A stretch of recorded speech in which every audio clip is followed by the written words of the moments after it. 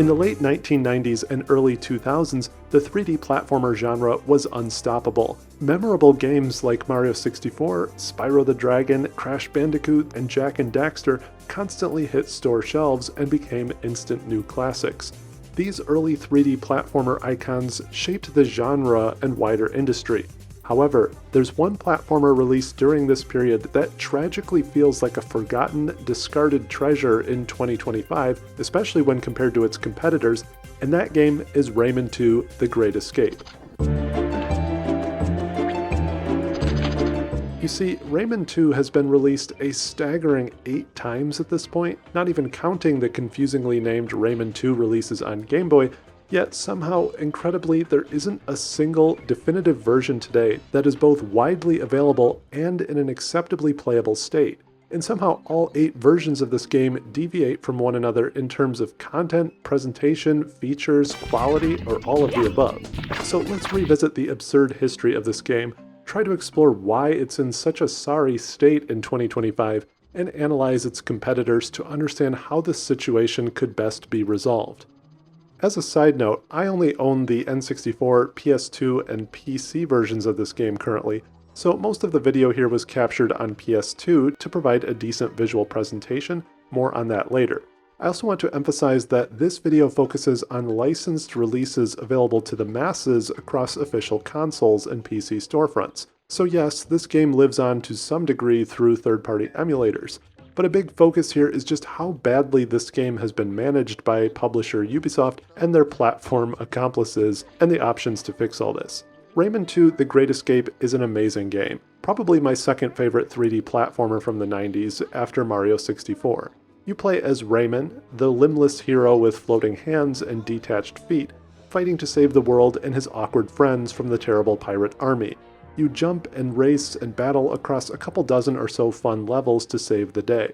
Rayman 2 managed to present many creative scenarios to create a memorable experience in spite of the hardware limitations at the time. So Rayman 2 originally launched on the N64 and PC in 1999, and both were solid releases. If you had the N64 expansion pack, it bumped up the resolution, which resulted in a great-looking game for the system. The audio in the N64 version was notably limited to MIDI format though. However, this version is obviously difficult to properly access in 2025.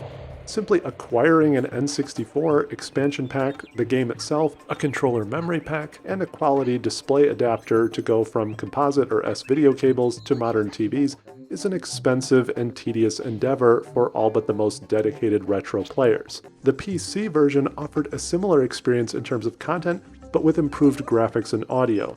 In theory, a PC version should be the most durable against the test of time, and it technically is still available today, on 2 platforms in fact, but in practice, it's not really available at all in my opinion. Your first option is the Ubisoft store, but this game is completely broken through their site and their terrible launcher. I tried to install this version on 3 different computers with 3 different hardware configurations, and none of them were able to even launch the game. It just crashes or nothing at all happens. Your other option is to purchase the PC version from GOG.com, which offers valid DRM-free purchases. This version was better than the Ubisoft launcher, but it was still so unstable and unreliable that I couldn't meaningfully play it and had all kinds of display issues. From what I could gather, it also doesn't support any modern controllers or even widescreen on either version, but maybe I'm missing something here. It's a shame that this game is technically available on PC, but mostly still unplayable. Now, supposedly the most well-rounded or best version of Rayman 2 to this day is still the Dreamcast version, released in March of 2000. Sadly, I've never actually played it. I've never owned a Dreamcast. The Dreamcast is much more powerful than the PS1 and N64, so the game featured higher quality visuals and audio similar to that PC experience at the time. It also contained limited environment and minigame content changes. However, the Dreamcast was always somewhat niche, with only around 10 million units sold, so obviously it's not really a viable option for modern audiences in 2025. Now, the PS1 also received a release of Rayman 2 in September of 2000. This version had downgraded graphics and a slightly different level and world structure to match the hardware. It was also the first version to feature full voice acting rather than the more limited gibberish voice snippets. Like the N64, the PS1 is now very old hardware and not a great option in 2025 to access this game. Rayman 2 Revolution was also released on the PS2 in 2002. This is sort of a remix of Rayman 2 The Great Escape. So this version represents the largest departure from the original by far, with mixed results. New hub areas were added, levels were altered, and the overall flow of the game is different. New audio, new upgrades, new minigames, there were a lot of changes. The graphics were also lightly updated throughout the experience, and often it actually does look quite decent. I think it looks somewhere in between what you might expect from the PS1 and PS2 generations. The game has more 3D geometry, higher res textures, and more visual flourishes. However, the PS2 version is kind of a disaster in terms of usability and flow. The game has significant frame rate problems and persistently drops well below 30 FPS. It also constantly asks you to save your progress manually every single time you change areas, even within the same level, using a time-consuming and ugly confirmation screen with a bunch of words and file size explanations on it. The way the new hub world is structured also generates a ton of extra loading screens, which aren't super quick either, and compounds this problem. So between the constant manual saves, choppy world design, and frame rate issues, this version of the game feels very rough and unpolished, even if it looks alright in terms of pure visuals. Rayman 2 was once again released in early 2005 as Rayman DS, a launch window title for the Nintendo DS. On paper, this was a fairly direct port of the N64 version of the game, but it ran very poorly, was full of bugs, controlled badly, and the second screen wasn't adapted for anything meaningful. Rayman 2 was also technically released on iOS devices in 2010, a port of the Dreamcast version with some minor content removals and tweaks.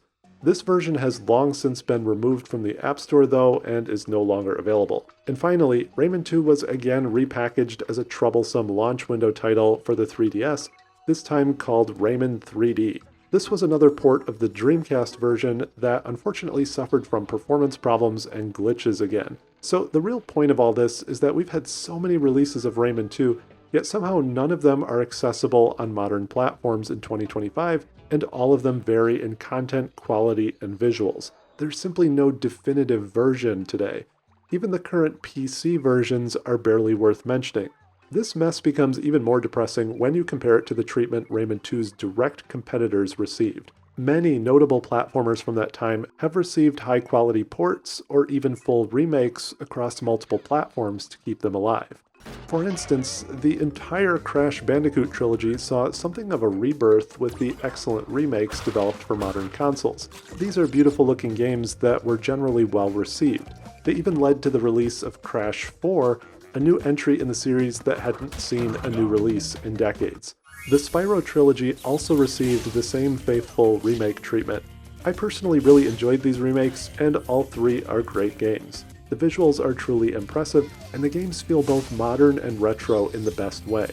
The Jak and Daxter trilogy also received high-quality HD ports that are available on modern PlayStation systems. Although not as extensive as the Crash and Spyro remakes, these HD versions still provide high-resolution widescreen presentations and some general cleanup and refinements. The list goes on. Mario 64 was ported various times and is currently available in multiple forms on the Switch consoles. Although not really a true remaster, it at least runs at a higher resolution and plays well. The original Ratchet Clank trilogy also received a quality HD trilogy pack, as well as a pseudo-PS4 remake of the 2001 original first entry in the series. Yet somehow Rayman 2, much less Rayman 1 and 3, has never received a high-quality port to any modern system. It's a strange tragedy we can only hope will one day be fixed, and it's interesting to think about what this might look like. I see basically two options here.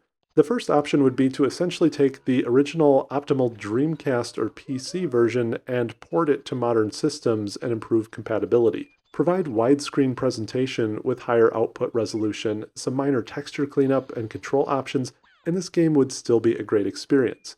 The Dreamcast and PC versions also didn't have the extra bloat and chopped up experience of the PS2 version, so I think this streamlined approach would be a good option, especially for portable gaming through the Steam Deck or Switch. Maybe someday we'll see this on Switch Online on the N64 console, or even through the Steam store, though unlikely since Ubisoft likes to pretend it's available on their own storefront. The second option would be to go the route of something like the Spyro or Crash games and do a full remake. I think this would be incredible to see on modern hardware with beautiful visuals. If they go this route, I think the PS2 version of this game, Rayman Revolution, actually shows some potential as the version to update.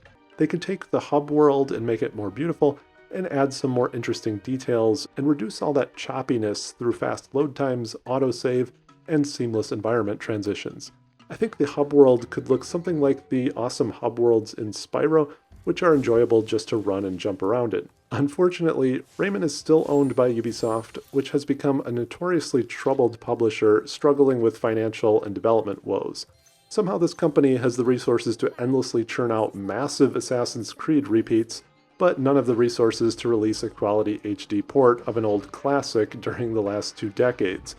Rayman Legends sold fairly well, so I think there's potential to reignite or test interest in the 3D side of the franchise and preserve one of their more memorable characters.